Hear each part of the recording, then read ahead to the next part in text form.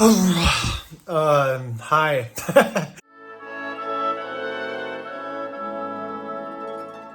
So I would say that this is an impromptu type video, but I filmed yesterday and realized at the end that the sound was horrible. So I wrote down some notes. The first thing is, why the heck did I take 5 months off? I needed it. I really needed it. I think I was reaching burnout point.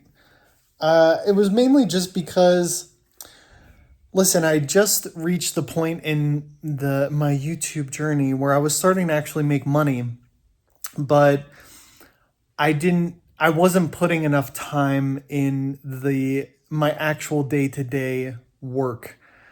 So when I decided to be a full-time tattoo artist, I really needed to put in hours and hours and hours of every day trying to promote myself, trying to get more clients, and having YouTube on top of that, always following me, the thought, I need to make another video, I need to prepare, I need to think of a new topic.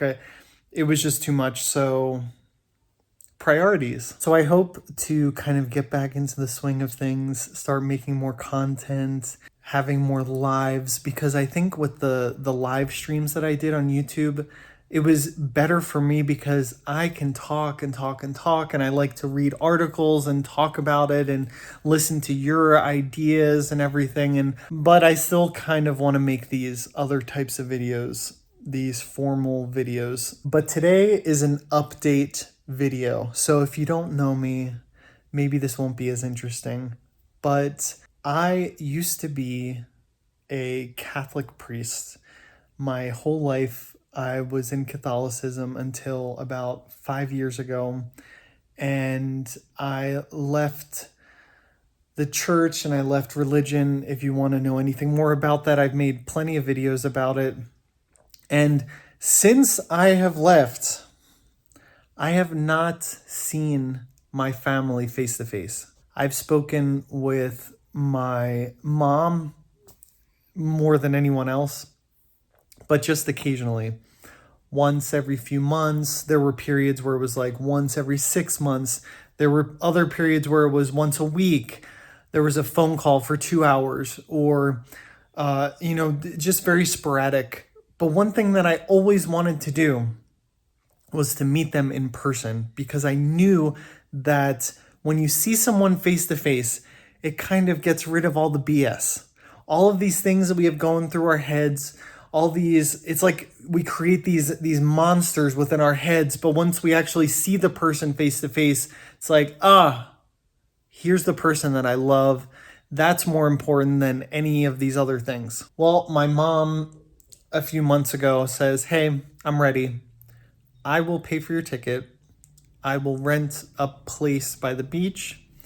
You and I and your dad can meet at that place for a few days. We can talk, we can spend time together and just enjoy each other's company. And I think that's the key, that it was just about being together and not focusing on the things that were causing so much conflict in our relationship. I think it's really common nowadays, I don't know if you've been on social media, that people just focus on differences, that people just want to argue, that every little difference becomes the end of the world. I doubt people, if they would meet the opponent on Twitter or something, if they met them in person, face to face, that they would act that way. Anyway, we met, and it was a wonderful time. Weird, because it actually made me feel bad how good it was. Like, it would have been easier to react to something that was more black and white. But this, like, if they were to just accept me 100%, or they would just reject me 100%. But of course, just like everything else in life, it wasn't that easy. So I left thinking, okay, the relationship we have is not going to be the same as it was before. But what does that mean now? What type of relationship are we going to have now? What is that? What responsibility do I have now? Gosh, and there were weeks where, because this happened about 2 months ago, but there were weeks where I was thinking, do I have to leave everything that I have here in Mexico and go move back to the States, try to figure something out.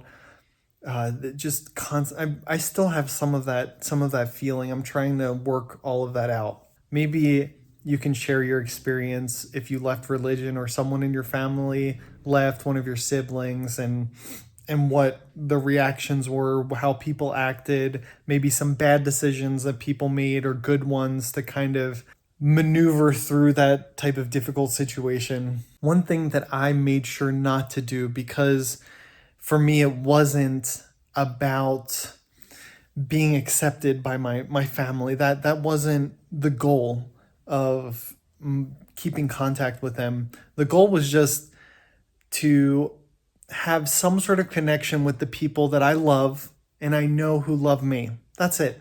It wasn't me changing someone's perspective. None of that mattered.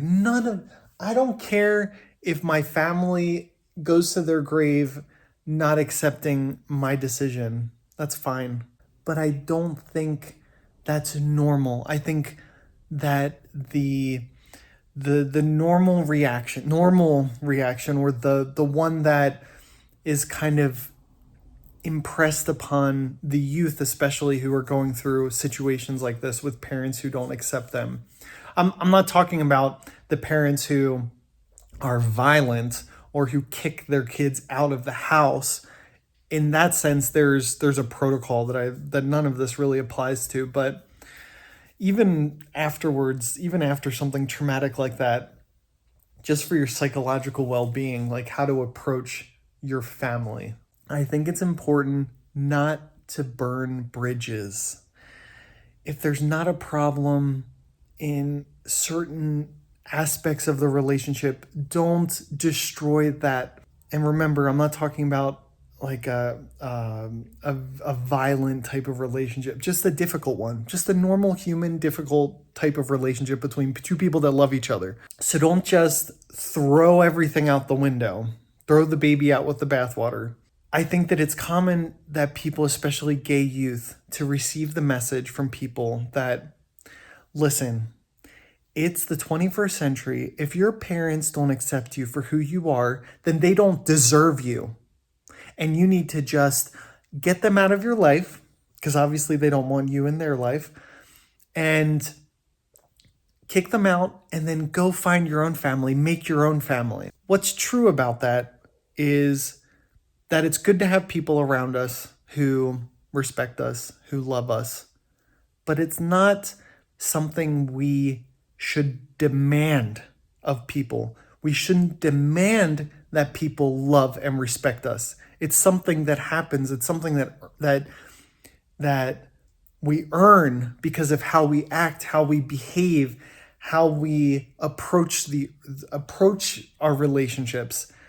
That's where the love and respect comes from. It's not, I'm going to go search for those people and choose those people. That's not how life works. And also, from the perspective of my parents, this relates to my situation. From the perspective of my parents, I did a 180. I was so gung-ho in one direction, and then boop, in their perspective, I just flipped around. I understand that that's not easy to understand. I understand that takes time to even just to process what happened. And if I'm not willing to be open and explain that to them, but just say, no, you need to accept it. Don't question it. If I'm like that, that's not a love relationship. That's like a tyranny. That's like, I'm actually in control. What I do is good, and you just go along with it. So I don't know what the future holds with the relationship. I really don't. And that's, yeah, I can't even give a prediction, but I hope to go back and visit again soon. It's hard because I place a lot of blame on myself, even for things that are beyond my control. That's kind of where I want to lead this video into anyway. I saw my parents and I saw the effects of my decision on them and how much things have changed, and even the dynamics of our relationship and how that's changed, and realized that it was all because of that decision I left to leave the priesthood and religion. I tried to be prudent when I made my decision and realized what was going to happen, but it's still hard to see the results of those type of actions. Obviously, this is me putting this upon myself. I know that I'm not the reason why they make personal decisions in their life, but we're connected. Everyone that we're in a relationship with, I mean, our actions do affect other people, and we can't forget that. So an attempt not to make this a really long video, I'm just going to leave it at that. If you have any other questions, you can leave them in the comments. We did have very deep conversations and hard conversations, but a lot of it was just sitting by the pool, going out to eat, going to the beach, just being there, and I'm sure people are like, how did your parents react to your tattoos and your long hair? My parents they weren't born in a bubble. You know, it's not something that scares them, anything like that. It does scare some people, and they think that, I'm possessed by the devil or something. But I do want to talk about some things that are going through my head with my therapy sessions, and I wrote it down. So if I keep looking down, I'm not looking at my crotch, I'm looking at my notes. So the first thing, sorry if this keeps shaking, I'm holding it now. The reason why I started going back to therapy is because I've just become exhausted. I feel like I am so demanding on myself. Every little thing that I do is not good enough. It's like I'm climbing up a mountain and I don't see the top. I can't even imagine what the top consists of, but I'm just constantly pushing myself, demanding more of myself, and never satisfied with any of the progress that I've made. It just complete perfectionism. So with that kind of mindset, going back to therapy, one of the first topics that we started diving into is the idea of this pressure that I've had since childhood and was reinforced in religion to always be on top of things. Like, I always felt like I had to be aware of things, be able to just react, to get on top of things so that it wouldn't cause problems, especially to my mom, to my family.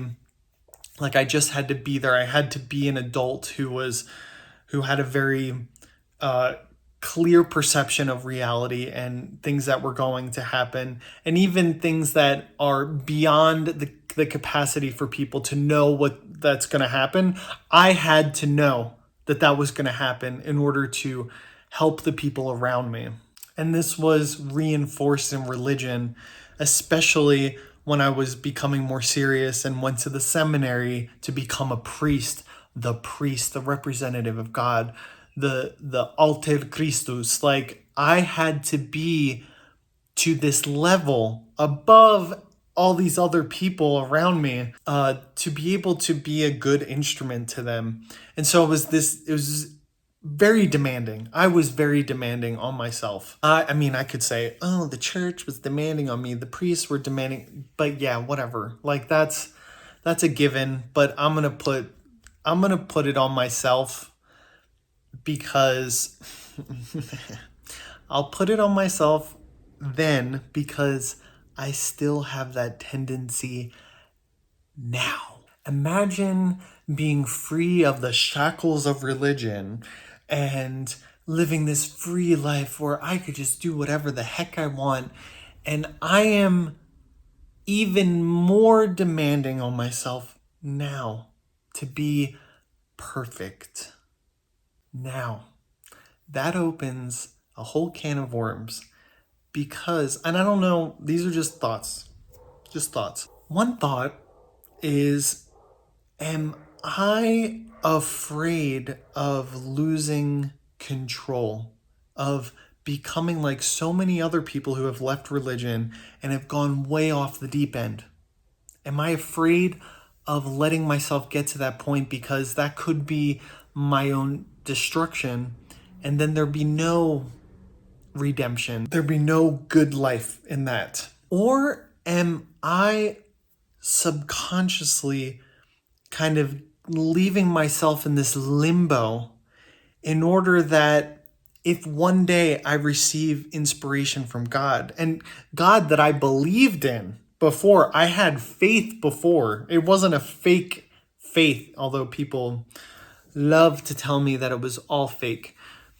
Am I kind of leaving myself in this limbo in order that one day that spark of grace comes, that I'll say, I didn't go too far away. I wasn't too far off the mark. That it'd be easy for me to drop everything and return. Just ideas. These are just crazy ideas. Like, wow, ideas for me. I'm still living religiously. I'm still living with the same pressures that I put on myself in religion now. And it's not even, in religion, it's very clear. You have to do this, you can't do this, you do the blah, blah, blah, blah. Very black and white. But remember the example I said where I was climbing up the hill and I'm so demanding on myself? Well, imagine that in religion, there's a top and you see like the saints or this, whatever example you have of what the perfect person would be. Now, I don't have that. So I'm climbing up a mountain that doesn't have a top. So I'm climbing and I'll never reach the top. If it was not possible before, it's definitely not possible now because it doesn't exist. It's not something that actually exists. When I demand so much of myself now, it's not that I'm comparing myself to what I should be, what I think I should be. I'm just never satisfied. I'm like a raging fire that's like throwing little flicks of drops of water. That's just like, it doesn't do anything. It doesn't quench anything. Oh, that was that was very poetic, Francis. So you can imagine why I'm exhausted. Okay, back to this. So then another thing that isn't something that has been diagnosed yet. It's just that there's some traits that I've noticed within myself. It's funny, my therapist tells me like, Francis, you know how easy it is to have you in these sessions because you have such, like, you're able to analyze your situation and kind of pinpoint the general areas that need to be worked on. And I'm like, of course, I was a Catholic and I actually did confession the way that I should do, like actually doing examinations of conscience and all of that. Like, of course, I've been trained my whole life for this. So I show signs of OCD.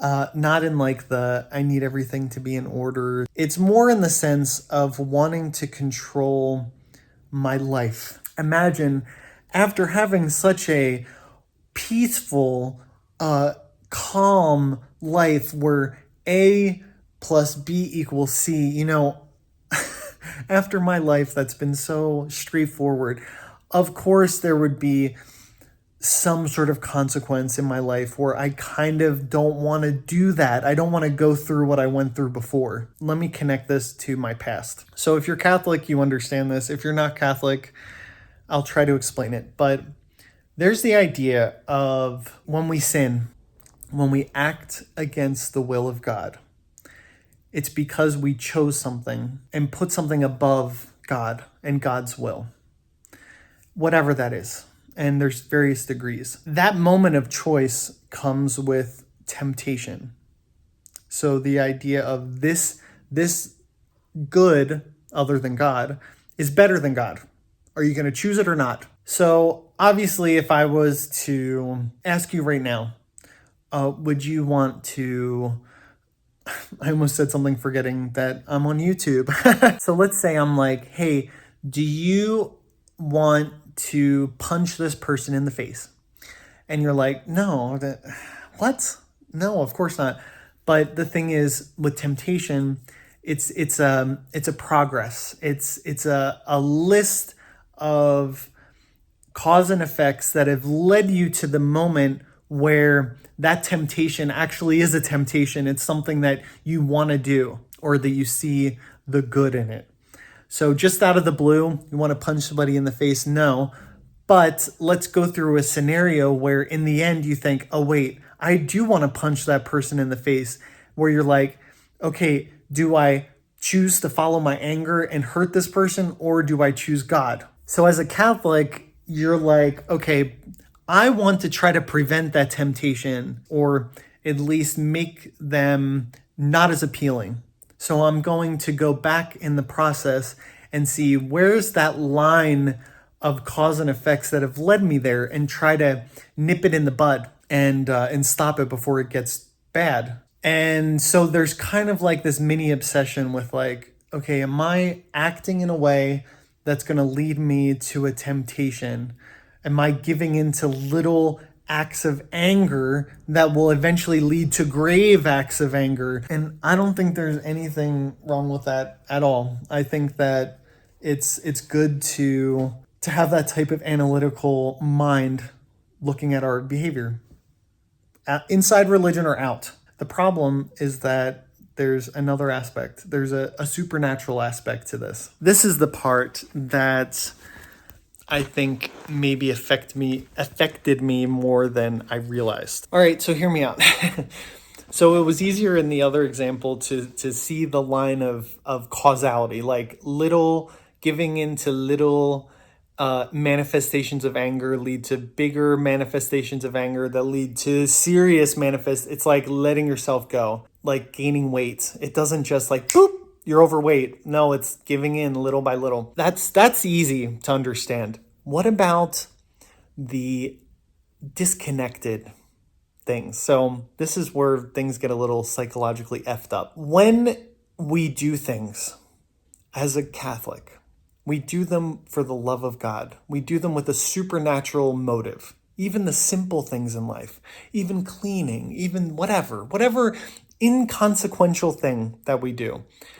But if we're not doing it faithfully, if we're not doing it as we should, then we're losing this supernatural connection. I'm not saying that there's a cause and effect, but maybe if we're not being as faithful as we can be in these little things, maybe that will lead to more grave things that we're not faithful to, and then bigger things, and then ultimately rejecting God. And we can bring that back to that idea that I was saying before of maybe all of this, all the situation that I'm in now, maybe I feel subconsciously that it was all my fault because I wasn't faithful in these apparent little things that of course,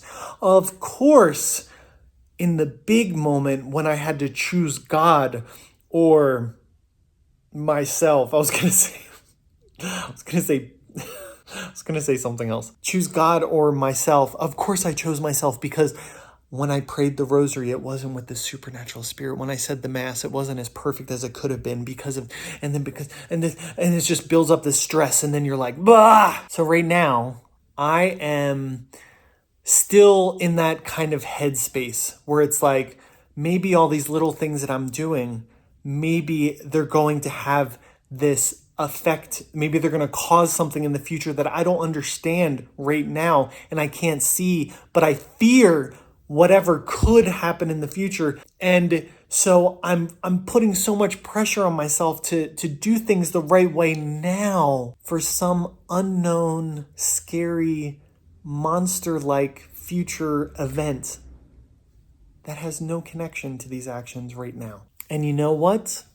This type of hypersensitivity has saved me. It's like survival mode for me for the past 5 years. But the thing that kind of saved me from making big mistakes or or whatever. That's the thing that's killing me right now. That's the thing that's exhausting me right now and making my life miserable. And believe me, I have my therapist. I'm not here asking for your advice necessarily to kind of sort out my issues.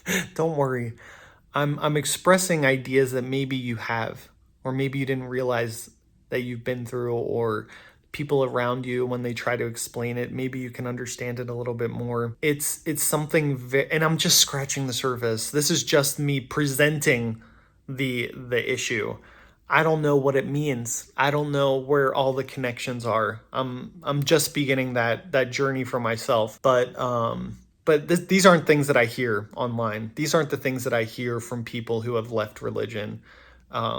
People are very confident in their decisions and very unwavering, and it's suspicious for me. So what else? So those were the two serious things. So the tattoos are good. You can follow my tattoo Instagram. I'll leave it in the description. You can still help me on Ko-fi. You can still donate. People are still donating, even though I haven't been making videos. People are still subscribing, even though I haven't been making videos. And I'm happy that people are connecting with what I've made before. And I hope to see how this evolves in the future and all of that. But I think with the tattooing, everything's going really well. I've started going back to the gym because like I needed to do something physical. I needed to let out some of the tension, and that helped me before. I gave it up during the pandemic. Now I'm back at it. I don't know what my excuse has been for the past year, but sometimes things take time. Sometimes we expect ourselves to be on top of it and to do the right action, but sometimes we just need to let our bodies kind of sit and get to the point where we can get up and do something. Be kind with ourselves. I'm not kind with myself. I'm very demanding. And I don't want to be like that. And if I remember anything else, nope, that's everything. So expect more content. I'm back, and I'll try to get this out as soon as possible and start doing lives again, because I miss that. I miss you guys. But anyway, I'm glad to be back, and I'll see you next time. Bye.